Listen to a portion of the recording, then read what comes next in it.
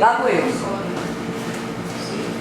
E eu pedindo a Deus para me atender, está sendo 1 hora esperando, eu tenho chegado por tudo.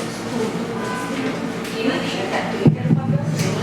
Graça, misericórdia e paz da parte de nosso Senhor e Salvador Jesus Cristo. Amém? Amém. Glória a Deus. Nós vamos ouvir 2 textos. Eu não vou pedir para vocês abrirem, porque senão a gente vai passar o resto da tarde aqui. Um está em Deuteronômio e o outro está em Apocalipse. Distância enorme. Mas eu juntei os 2 textos e vou lê-los juntos, tá certo? Diz assim a palavra do Senhor: nada acrescentareis à palavra que vos mando, nem diminuireis dela, para que guardeis os mandamentos do Senhor vosso Deus, que eu vos mando. Eu, a todo aquele que ouve as palavras da profecia deste livro, testifico: se alguém lhes fizer qualquer acréscimo, Deus lhe acrescentará os flagelos escritos neste livro. E se alguém tirar qualquer coisa das palavras do livro desta profecia, Deus tirará a sua parte da árvore da vida, da cidade santa e das coisas que se acham escritas neste livro. Deuteronômio 4:2 e Apocalipse 22, 18 e 19. Vamos orar. Senhor nosso Deus e nosso Pai Celestial, clamamos aqui, Senhor, que o Senhor se faça presente no nosso meio, que essa palavra ela seja geradora de vida nos nossos corações. Mais uma vez apresentamos a tua serva Ruth, Senhor, pedimos que o Senhor esteja ali afofando aquele leito, que o Senhor esteja ali aquietando o coração da tua serva, se há alguma inquietação. Se for da tua vontade, Senhor, levantá-la daquele leito, amém. Mas se for da tua vontade, levá-la, Senhor. Faz assim em nome de Jesus, para que todo sofrimento cesse e o teu nome em todas as coisas seja glorificado. Fala conosco no dia de hoje, em nome de Jesus, amém. Minhas amadas, a gente tem trazido palavras de encorajamento, palavras de exortação à igreja e sobretudo palavras de alerta, para que o povo de Deus fique ligado. Tem havido uma falta de sabedoria, uma falta de discernimento muito grande no meio do povo de Deus, em todas as áreas. Hoje eu li uma palavra muito interessante, escrita pelo pastor André Rui, que é também juiz. E ele está escrevendo nesses dias sobre provérbios, e ele falava sobre a necessidade da sabedoria. Pede-se pouco no nosso meio por sabedoria, quando a sabedoria é tudo, né? E tanto um texto quanto o outro trazem uma severa advertência quanto a não se acrescentar nem se retirar nada da palavra de Deus. A penalidade para essas práticas não é pequena e deveria nos fazer estremecer nas bases. O texto de Apocalipse é ainda mais drástico e preciso, e eu vou repeti-lo aqui. Se alguém lhes fizer qualquer acréscimo, Deus lhe acrescentará os flagelos escritos neste livro. E se alguém tirar qualquer coisa das palavras do livro desta profecia, Deus tirará a sua parte da árvore da vida, da cidade santa e das coisas que se acham neste livro. Misericórdia! Eu não sei o que vocês sentem com relação a isso, mas eu estremeço quando eu leio essa palavra, essa dura advertência do Senhor em relação a se tirar ou se acrescentar algo à sua palavra. E é o que nós mais vemos. As pessoas colocando palavras na boca de Deus, pessoas retalhando versículos e ficando só com a parte boa, mas aquela parte que exorta, que adverte, as pessoas não querem. E eu me lembrei da história de uma irmãzinha, foi-me contado por uma outra, que dizia que a Bíblia desta irmã era inchada. era tão inchada a Bíblia que ela amarrava com um elástico. E ela disse que aquilo chamou a atenção, e ela um dia viu a Bíblia dando sopa, e ela pegou na Bíblia da irmã. A Bíblia tinha uma quantidade absurda de papéis colados. Esse aqui é para mim, esse aqui não é não, esse aqui é para mim, esse aqui não é não. Ela fazia as colagens ali, só coisa boa para ela. Aqueles textos que falavam de exortação, ela cobria com um papel. Mas você imaginou uma coisa dessa? Tem gente de toda qualidade, tem cada lapa de doido no meio do mundo, que é uma coisa impressionante. Eu fico abismada com isso. O Senhor, Ele é taxativo aqui. Não acrescente nem tire nada da palavra de Deus. A gente não pode retalhar a palavra. As grandes heresias, elas surgem muitas vezes de versículos isolados, fora dos seus respectivos contextos. O que estamos vendo é obra do Espírito Santo ou fogo estranho aceso irresponsavelmente diante do altar. E aí eu queria trazer algumas reflexões a respeito disso, importantes no dia de hoje. Primeira, por que então tem sido tão banalizada a prática do acréscimo e da retirada de ordenanças de Deus da sua palavra? Só me vem uma resposta: tem faltado temor e tremor diante do Eterno. A gente tem visto cada coisa absurda no meio daquilo que tem se chamado igreja no tempo de hoje. Paulo, apóstolo, falando aos Gálatas, diz que se ele, Paulo, ou mesmo um anjo, trouxer evangelho que vá além do que ele tem pregado, que seja anátema. Sabe o que é que significa anátema? Maldito. Hoje os evangelhos malditos parecem proliferar com uma rapidez assombrosa para atrair seguidores e engordar contas bancárias de espertalhões. Por que tem sido tão fácil disseminar o ensino estranho? Porque tem faltado vontade de estudar a palavra de Deus, conferir coisas espirituais com espirituais.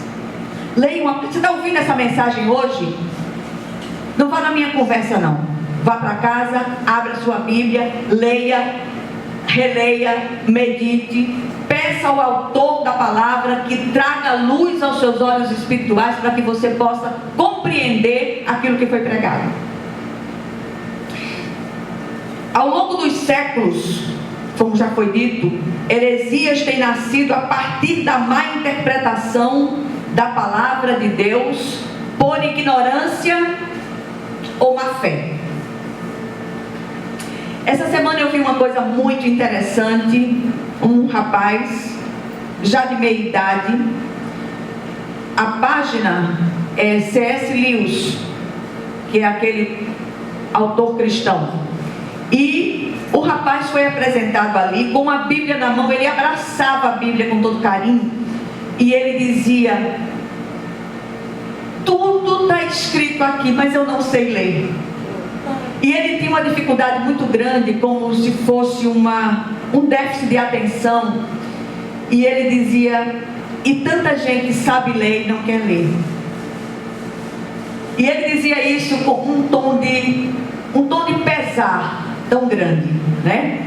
Tanta gente sabe ler e não quer ler. É tempo de despertar do torpor ingênuo que tem feito com que muitos se deixem enganar com falsos ensinos, sobretudo no que diz respeito à obra do Espírito Santo. O Espírito Santo convence da justiça, do juízo e do pecado. É Ele que traz luz à palavra de Deus para que a gente possa compreender tudo o que nós precisamos saber. Está escrito na palavra, já foi revelado, não há nova revelação. O que precisa é que os olhos sejam desvendados para que a gente compreenda aquilo que já foi revelado por Deus. Jesus, em certa ocasião, disse aos que o questionavam sobre a ressurreição dos mortos. Ele disse: errais, não conhecendo as Escrituras e o poder de Deus. Palavra e poder andam juntos. E este poder, ele é transformador. É algo que age de dentro para fora, como uma santa semente. Quantas vezes você está deitada, você leu a palavra de Deus e aquilo começa a gerar vida no coração? Não sei como é que funciona com vocês, mas comigo funciona assim. E às vezes a gente está numa situação de uma tristeza tão profunda, tão abalado, como eu me sinto agora. E eu glorifico a Deus por essa palavra de vida que tem me sustentado, tem me consolado, tem me renovado as forças e tem me feito vir aqui e fazer o que eu estou fazendo hoje. A vontade da carne é ficar trancada no meu quarto só chorando. Mas o Senhor é aquele que me põe de pé e me faz seguir em frente em nome de Jesus. Quantos embustes, quanta palhaçada dentro dos picadeiros eclesiásticos, nos quais tem se transformado muitas ditas igrejas cristãs. Haja palhaçada. Quanta doidice histérica que tão desrespeitosamente tem sido atribuída ao Espírito Santo.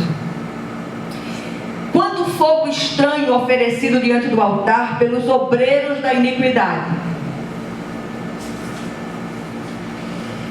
Cadê o temor?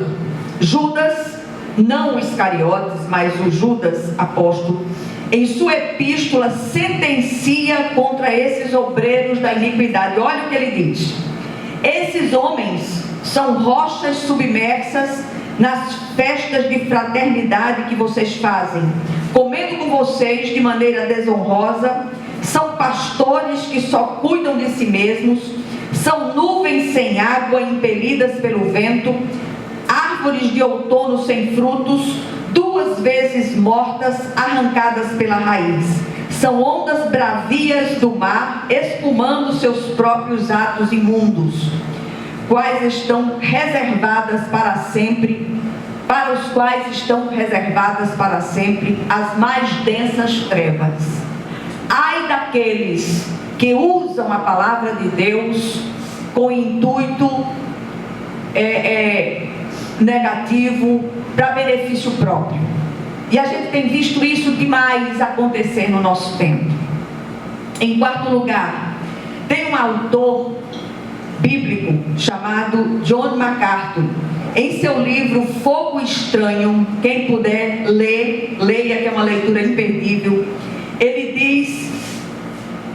diz o seguinte: leitura imperdível para todos que amam a palavra de Deus e tem zelo por ela. Ele diz: encoberta por uma linguagem de fé e generosidade, toda farsa é um artifício ilusório projetado para explorar o ganancioso e enganar os desesperados. Vocês ouviram? Que definição tão certa. Um diagnóstico perfeito da enfermidade espiritual que tem acometido a muitos dos guetos eclesiásticos. Em quinto lugar, pregadores da prosperidade rasa têm iludido os incautos com revelações extrabíblicas. Um dia uma figura dessa disse a mim: Jesus mandou lhe dizer que você precisa jejuar. Aí eu disse: primeiro, Jesus não está de mal comigo, e segundo, eu vivo jejuada. Pergunta a Lu o que é que eu como. E depois essa mesma pessoa caiu em adultério, caiu em situações assim bem complicadas, né? Jesus tem uma palavra para você. Eu digo: essa palavra está onde? Está na sua cabeça? Quero não. Misericórdia, Jesus, misericórdia. E aí Qual o resultado de tudo isso? Prejuízo ao Evangelho da Graça. Diz ainda MacArthur, do ponto de vista do marketing eficaz, um cheque em branco como garantia da saúde e riqueza, misturado com doses insanas de pensamento positivo e banalidades superficiais, podem aumentar a audiência e vender livro. Mas tudo isso é um grande embuste e não tem nada a ver com o cristianismo bíblico. Muitas vezes as pessoas acham que porque você está sofrendo alguma coisa, você está em pecado. Quem disse que fé e sofrimento são excludentes? Nesses dias, depois da morte do meu marido, eu tenho ouvido tantas coisas que vocês não têm ideia. Você precisa ter fé. Levante-se. Tem hora que eu respondo. Sou eu e o repentista violeiro. Tem sempre uma resposta na ponta da língua. Mas tem gente que não vale a pena. Não vale a pena você discutir. Quem sabe da minha dor sou eu. E aí a gente para e começa a pensar naquilo que o Senhor tem feito no nosso meio. Estar aqui é um milagre. E eu glorifico a Deus porque não deixei de pregar a palavra dele em momento nenhum, inclusive na cerimônia fúnebre. O último lugar que eu queria estar na terra era aquele ali. Mas o Senhor é aquele que sustenta a gente com a sua mão direita fiel. Em sexto lugar, é tempo de voltar ao verdadeiro evangelho. Deus não é empregado de homens, não trabalha ao comando de senhas humanas para satisfazer desejos caprichosos e muito menos faz barganha. Porque Deus não precisa de nada. Se o Senhor fizer isso para mim, eu faço isso para o Senhor. A gente ouve tanto isso. Ele concede bênçãos se Ele quiser. Ele cura se quiser. Ele faz o que lhe apraz porque Ele é soberano. Ninguém manda em Deus. Todas as tentativas de manipular o Senhor são vãs. E Paulo, falando aos romanos, diz: pois o reino de Deus não é comida nem bebida, mas justiça e paz e alegria no Espírito Santo. É tempo de vocês se levantarem. É tempo de vocês testemunharem com a vida. A coisa está séria demais.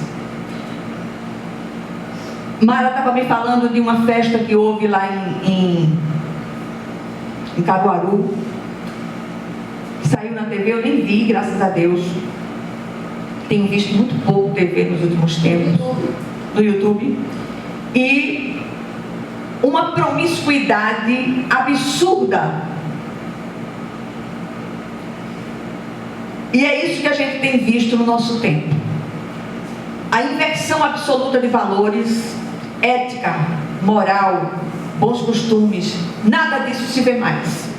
Ou quando se vê, é como se diz popularmente, é mosca branca. É uma raridade. O que nós precisamos ter em mente em nosso tempo? Primeiro, o símbolo do cristianismo é uma cruz sangrenta, não um pódio iluminado com neon e muito menos uma escada. O símbolo do cristianismo não é para ressaltar as performances humanas, mas aquilo que Jesus fez por nós, morrendo em nosso lugar. Segundo, quem quiser seguir a Cristo, a si mesmo se negue, tome a sua cruz e então o siga. Terceiro, não há nova revelação, não há nada a acrescentar nem a tirar da palavra de Deus. O que sempre existiu é a necessidade de entendimento iluminado. Peçamos, está lendo um texto, não está compreendendo? Diga: Senhor, abre os meus olhos para que eu consiga entender aquilo que o Senhor deseja ministrar aqui. Em quarto lugar, porque o Espírito de Deus, ou melhor, o Espírito que dizem ser santo, faz tanto barulho, mas não traz a verdadeira transformação em muitos lugares. Porque não é o Espírito Santo de fato, o divino consolador e conselheiro, aquele que foi enviado para glorificar o Cristo, para convencer da justiça, do juízo e do pecado. O conselheiro e guia celestial nos guiará a toda a verdade. O Santo Espírito derrama do seu divino fruto para fortalecer os cristãos e seus dons, para habilitá-los a fazer a obra de Deus sobre a terra. E sobretudo, para glorificar o Senhor Jesus Cristo com um viver testemunhal, não para promover espetáculos públicos de gritaria e desordem. Temamos e tremamos em sua presença, em nome de Jesus Cristo. É tempo de acordar e voltar para o Cristo, em nome de Jesus Cristo. Amém. Que o Senhor aplique essa porção da palavra aos nossos corações, em nome de Jesus Cristo. Amém? Vamos orar uns pelos outros.